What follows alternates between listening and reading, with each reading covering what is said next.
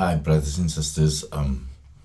This teaching, we are still in the Holy Week, and this teaching is on Judas Iscariot and who and what he represents in that walk, in that moment with Jesus just before the crucifixion, and why Jesus needed him. I'm going to start with John. It's a short teaching, but I'm going to start with John 13, verse 21. Yeah. When Jesus had thus said, he was troubled in spirit and testified and said, Verily, verily, I say unto you, that one of you shall betray me. Then the disciples looked one on another, doubting of whom he spake. Now there was leaning on Jesus' bosom one of his disciples whom Jesus loved. Simon Peter therefore beckoned to him, that he should ask who it should be of whom he spake.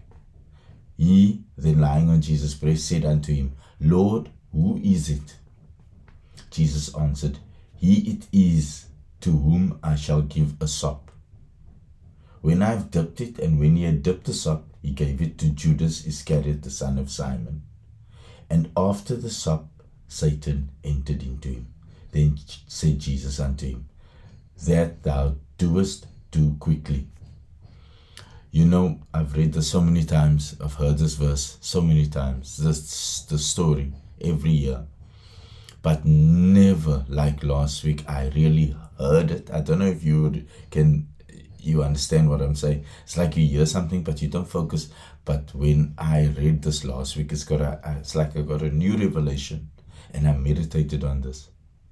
And the Lord spoke to me, and the Holy Spirit ministered to me this. And I highlighted this when I read this. And after the sop, Satan entered into him. And what I understand, what was told to me is that it's like Jesus gave him authority, gave Satan authority to enter into Judas. Judas was not evil or the betrayer before that moment, before this verse. He was chosen, but until an appointed time. And this is the appointed time. And after the sop, Satan entered into him. It's like Satan was in the sop. And it made me understand who Judas really was. And when I'm even guilty of doing that. When you say, Judas in our midst, you know what you're doing. You know what you're saying. We all know. If we know the story, we tease our friends, you Judas, when you betray them. When they betray you, backstab you, whatever. You call them Judas.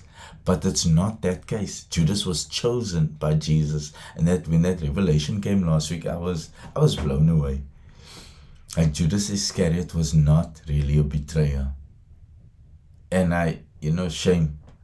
And till today, he's got that image that he's a betrayer. Today we persecute each other with in jest, and we say, you Judas. And it's actually wrong. It's incorrect, because what you're saying is that you Satan.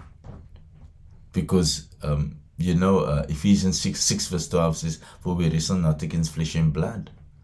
Which means we mustn't persecute each other. Our battle is not against each other. Our battle is against Satan. Satan is battling the two kingdoms. And we are battling Satan.